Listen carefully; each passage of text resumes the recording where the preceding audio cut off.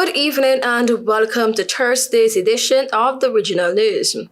More than 1,600 people were killed in Haiti gang violence, most of them gang members in the first 3 months of the year, the United Nations said, as criminal groups fight to expand their territories. The poorest country in the Western Hemisphere, Haiti, faces severe political instability, and swaths of the country are under the control of rival armed gangs who carry out murders, rapes, and kidnappings. The armed groups have been battling for control of the capital Port-au-Prince, and clashes have intensified in recent months. 1,617 people were killed and 580 injured due to violence involving gangs, self-defense groups, non-organized members of the population, as well as during security force operation, the UN said in a report.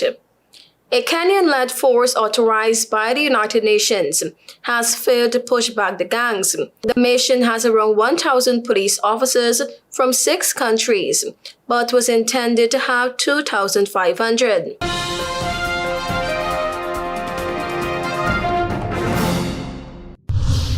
The CARICOM Election Observation Mission (CEOM) and the Commonwealth Observer Group says Monday's election in Trinidad and Tobago received an A grade.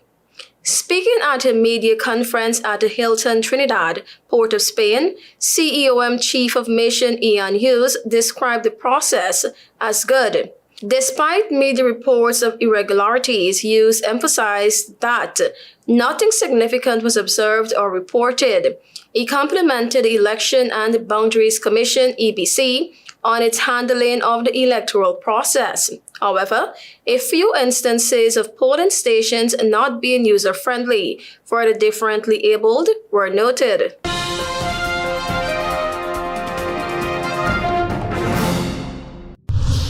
A half-century behind bars is a mandatory minimum sentence that will soon apply to individuals found guilty of capital murder in Jamaica. 50 years is a new mandatory minimum that offenders will have to serve before being eligible for parole, after the House of Representatives on Tuesday approved amendments to 3 pieces of legislation. Justice Minister Delroy Chuck, who had piloted a debate on the amendments to the Offences Against the Person Amendment Bill, the Criminal Justice Administration Amendment Bill, and the Child Protection Amendment Bill, closed the debate on Tuesday. These bills represent a necessary and deliberate response to the levels of violent crime in our society, particularly those involved in the most heinous offense, murder, Chuck said. He cited that Jamaica continues to grapple with unacceptably high levels of homicide. These are not just statistics. They represent real lives lost, sons, daughters, mothers, fathers, taken in acts of cold violence that tear families and communities apart.